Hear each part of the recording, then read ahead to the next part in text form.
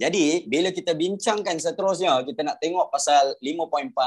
Okey, benda yang paling penting kita kena tahu, okey, pasal apa yang dipanggil sebagai langkah-langkah pembentukan Malaysia. Jadi langkah-langkah pembentukan Malaysia ni secara umumnya, okey, kita kena tahu yang dia punya pembentukan ni dia pecahkan kepada beberapa bahagian. Kamu ingatkan macam ni, exam pun dia akan tanya macam ni. Okey, nombor 1, dia ada apa yang dipanggil sebagai siri-siri lawatan. Semua orang dah belajar dah benda ni. Okey, lepas tu kemudiannya dia ada pula jawatan kuasa setia kawan. Okey, jawatan kuasa setia kawan Malaysia. Lepas tu kemudiannya dah habis jawatan kuasa setia kawan Malaysia ni. Dia ada pula apa yang dipanggil sebagai referendum. Okey, di mana referendum Singapura. Okey, lepas tu kemudiannya lepas habis referendum Singapura, dia ada pula rundingan London. Okey, lepas tu kemudiannya dah ada habis rundingan London, itu yang menyebabkan wujudnya Suruhanjaya yang dipanggil sebagai Suruhanjaya Kobol. Jadi turutan dia, okey, dan juga apa-apa yang wujud ni kamu kena tahu. Okey, jadi wujudnya Suruhanjaya Kobol dan juga Suruhanjaya Kobol ni menyebabkan wujudnya apa yang dipanggil sebagai JAK, Jawatan Kuasa Antara Kerajaan, yang turut dipanggil sebagai jawatan kuasa antara kaum. Okey. Jadi exam untuk pengetahuan anda, terutamanya soalan esei, yang ni bahagian yang penting yang kita kena tahu.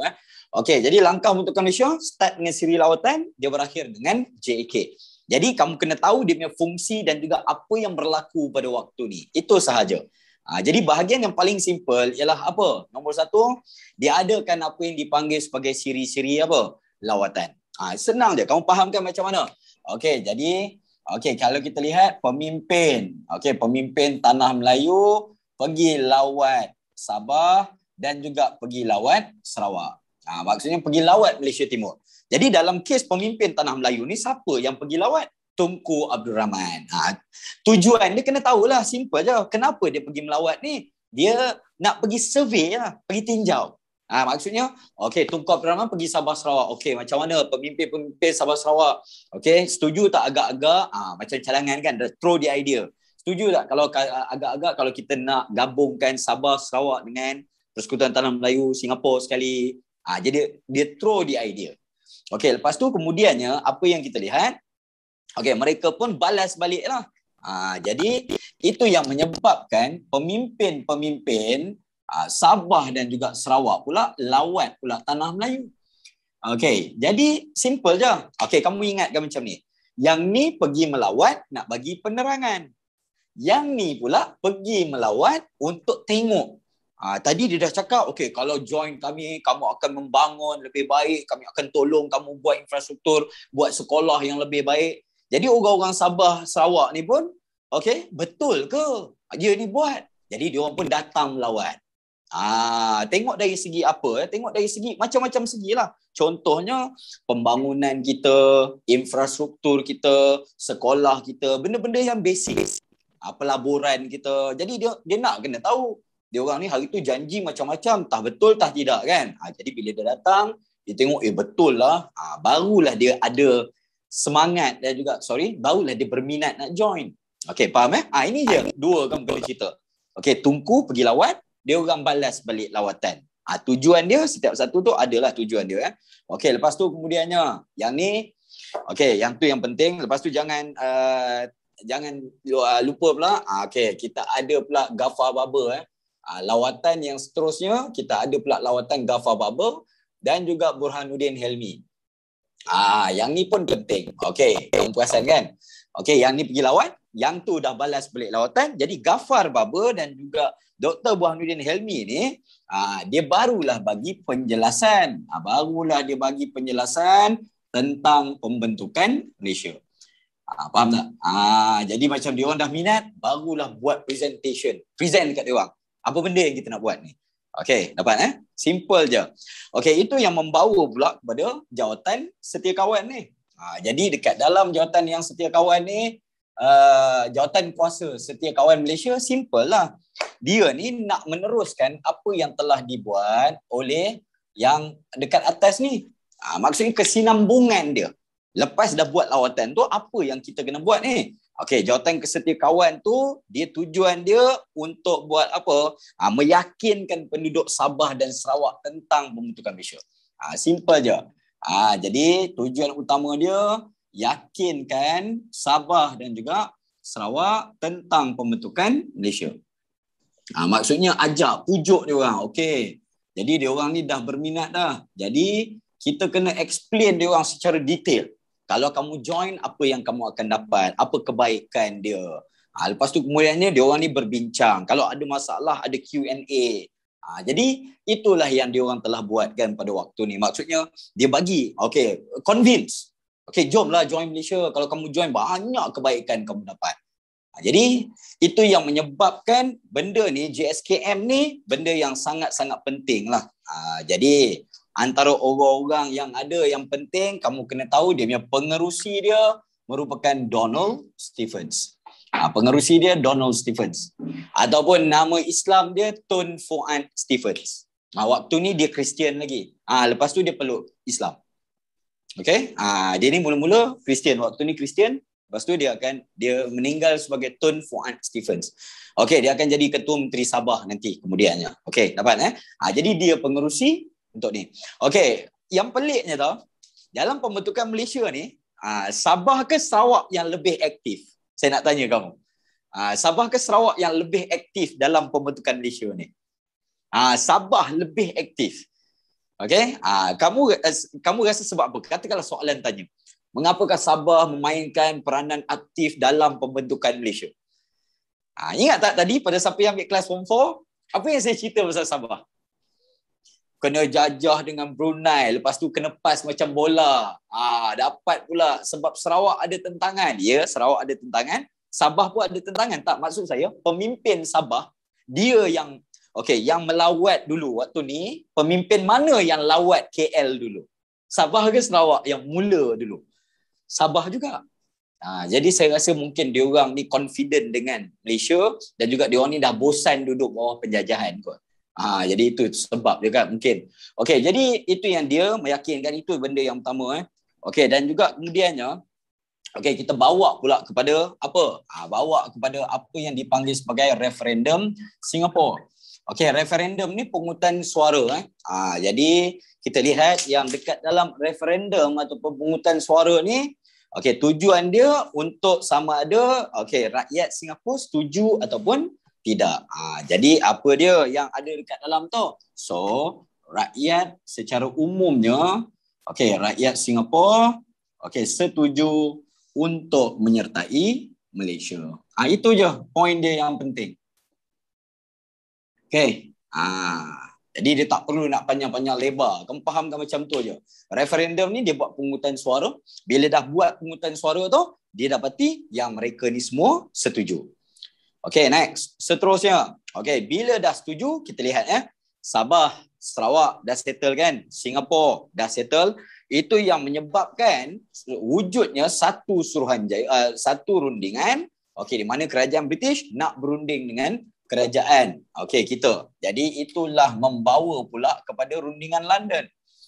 Di mana dekat dalam rundingan London apa benda utama yang dibuat Jadi Persekutuan Tanah Melayu, wakil PTM bekerjasama berunding dengan wakil kerajaan British. Dapat? Jadi bila berunding, maka mereka bersetuju untuk tubuhkan satu Suruhanjaya. Buat pula satu lagi Suruhanjaya. Jadi dia cakap, so macam ni lah kiranya, macam Tunku Abdul Rahman, dan juga wakil-wakil dia pergi ke sana, British, we have compiled, everything now, jadi present lah, Sabah macam ni, Sarawak macam ni, Singapore macam ni, so we have agreed to form Federation of Malaysia. Dapat? Jadi itulah dia. Jadi British cakap, we agree, tapi kena wujudkan dulu satu Suruhanjaya. Jadi Suruhanjaya itulah yang penting kita kena panggil dan juga kita kena tahu nama dia ialah Suruhanjaya Kobor. Okey, di mana dekat dalam Suruhanjaya Kobalt ni, inilah antara Suruhanjaya yang memainkan peranan yang sangat-sangat penting dekat dalam pembentukan Malaysia ni. Ini penting soalan dekat kiranya dekat dalam exam, ini soalan yang paling banyak dan juga paling kerap lah akan ditanya. Okey, jadi dia ni terdiri daripada 5 orang. Jadi nama ni kena tahulah seberingkas. Okey, jadi 5 orang yang ada ni. Alright, so ni jejaka kacak ni. Alright, okey, so kita ada dekat situ. Kita ada Ghazali Syafi'i, kita ada Wong Pao Ni, kita ada Lord Cobbold, kita ada Sir David Waterston, kita ada Sir Anthony Abel. Okey, nama tu Tasnim kena hafal ke? Okey, tak perlu hafal tapi kena tahu pula. Maksudnya kalau Melayu je yang senyum. Ada pula yang perasan tu. Tan Sri Ghazali Syafi'i, kalau kamu baca kan, dia ni memang orang yang macam mana nak cakap Mat Saleh suka dengan dia. Mat Saleh, yes, Mat Saleh dengar cakap dia. Kalau kamu study balik kan, okey, dia juru cakap kita dekat PBB. Waktu tu, maksudnya bila pergi berunding dengan United Nations, dengan PBB, dia kita punya tukang cakap. Maksudnya Nur Cinta, kamu kena faham kan, dia ni, dia untuk mengatakan kamu, Ghazali Syafi'i ni, dia tak jenis macam Tunku. Tunku ni memang darah diraja, sekolah, belajar sekolah pun dekat, universiti pun belajar dekat mana? Dekat London. Jadi, hubungan dengan kerajaan British tu dengan Mat Saleh ni rapat. Okay, whereby Ghazali Syafi'i ni dia merupakan seorang diplomat, true diplomat. Dia pandai bercakap. Okay, negotiate. Okay, so Wong Pao ni, okay, Lord Cobbold, David Waterston, Sir Anthony Abel. Jadi tengok orang-orang Malaya je rendah kan. Mat Saleh semua tinggi-tinggi kan. Itu yang dia orang pandang rendah kat kita kot kan. Okey, lepas tu itulah dia. Jadi dia orang tubuhkan Suruhanjaya Kobalt Okey, jadi mereka ni buat apa? Dia ni buat survey. Okey, maksudnya dia pergi buat survey. Maksudnya adakah orang dekat Sabah Sarawak ni setuju nak join ke dalam apa? Malaysia. Jadi itu yang kita lihat, mereka akan keluarkan satu laporan yang sangat-sangat penting di mana laporan tu dipanggil sebagai laporan Suruhanjaya Kobalt. Okey, tetapi secara umumnya dia orang ni buat apa? Meninjau. Okey, dia orang ni kerja dia meninjau pendapat penduduk Sabah dan Sarawak. Dia orang ni kerja dia orang tinjau pendapat penduduk Sabah dan Sarawak dekat dalam pembentukan apa? Malaysia.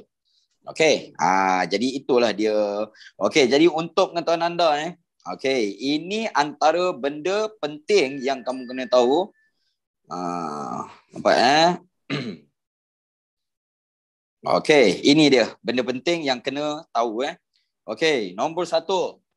Suruhanjaya Kobalt ni, dia bila dia survey, maksudnya dia pergi interview orang-orang ni. Okey, di mana dia cakap 2/3 penduduk menyokong pembentukan Malaysia. Daripada 2/3 okey, dia macam ni, dia pecah 1/3 1/3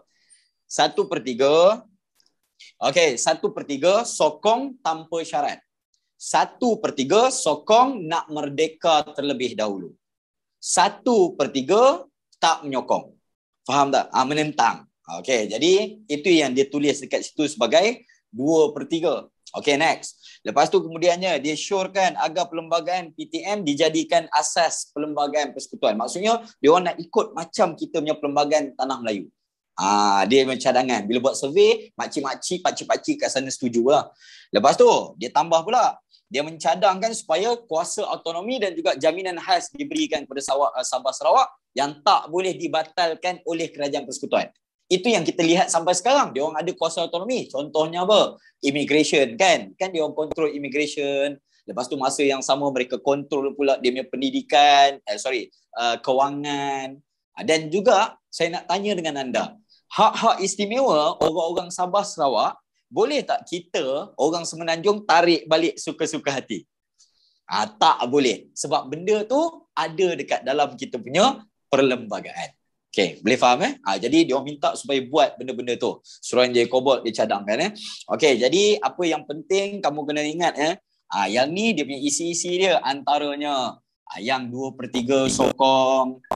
Lepas tu kemudiannya jadi nombor 2 dia ada pula apa perlembagaan Malaysia Okay, maksudnya perlembagaan Malaysia nanti berasaskan perlembagaan Persekutuan Tanah Melayu. Yang ini penting, kena tahu. Lepas tu kemudiannya, dia cadangkan pula adanya kuasa autonomi untuk orang-orang Sabah dan Sarawak dan juga nak jaminan yang kuasa autonomi dia tak boleh ditarik sesuka hati. Okay, dapat Okay, next. Seterusnya. Okay, sebab itulah kalau kita tengok banyak benda yang berlaku dekat Sabah dan juga benda yang berlaku dekat Sarawak, tak sama macam kita dekat Semenanjung. Contohnya COVID. Dia orang tangani COVID pun cara dia sama ke beza dengan kita dekat Semenanjung ni? Orang Sarawak. Beza kan? Sebab dia orang memang ada kuasa dia tersendiri. Yang dia boleh tadbir negeri dia ikut cara dia yang sendiri. Jadi itu yang ada orang-orang Sarawak yang baru-baru ni dia cakap apa? Sarawak nak ada yang viral lah, orang cakap Sarawak nak keluar dari Malaysia lah, bla bla bla bla. Pernah dengar tak benda tu kan? Cik Azim, kamu rasa possible tak? Cinta rasa possible tak benda tu? Ada ke tak? Kamu rasa orang Sarawak kalau fikir, dia orang duduk dan juga fikirkan betul-betul, adakah mereka nak keluar daripada Malaysia ni? Katakanlah kerajaan Malaysia cakap, Sarawak kamu nak keluar, keluar. Possible Syakil no, maksud saya dari segi politik, dari segi ekonomi, dari segi sosial. Kamu rasa adakah rakyat Sarawak akan pilih untuk keluar dari Malaysia? Yes, no. Saya pun setuju juga. Saya tak rasa dia orang nak keluar. Sebab apa? Sebab pembangunan dekat Sarawak dia masih lagi jauh dengan Semenanjung ni. Maybe kalau negeri dia kaya, maybe dia nak kod yes, perhaps atas ni. Jadi dia masih perlukan. Contoh benda yang tak payah tengok jauh lah. Cikgu sekolah. Dia Sarawak sampai hari ni cikgu sekolah dia tak boleh produce 100% untuk negeri dia. Dia masih perlukan cikgu-cikgu dari mana? Semenanjung. Lepas tu pembinaan infrastruktur. Kalau tak ada bantuan kerajaan pusat, dia masih lagi tak boleh bangunkan. Katakanlah soalan Kebat Azim, dia keluar kan. Jadi kau boleh ceritakan. Jadi tapi dia nak ada dia punya kuasa apa? Autonomi. Itu yang membawa pula kepada seterusnya. Habis yang ni, itu yang nak bincangkan secara detail yang ni. Maka wujudlah apa yang dipanggil sebagai jawatan kuasa antara kerajaan. Faham jadi dia semuanya ada kaitan. Lepas berlaku ni, berlaku ni. Lepas berlaku ni, berlaku ni. And so on.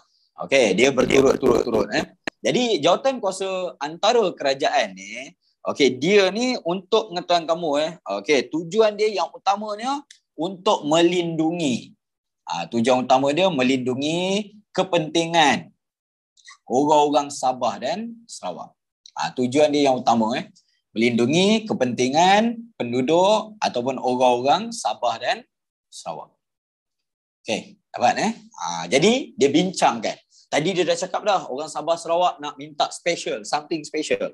Jadi apa something special tu? Dia bincangkan dekat dalam jawatan kuasa antara kerajaan ni. Jadi apa benda-benda yang utama dia orang ni antaranya kalau kita tengok, dia bincangkan pasal apa? Yang ni. Dia yang untuk exam, benda utama yang ni yang kamu kena tahu. Bila dah bincang, nombor 1, kamu kena tahu bab mana. Nombor 1, pasal agama rasmi.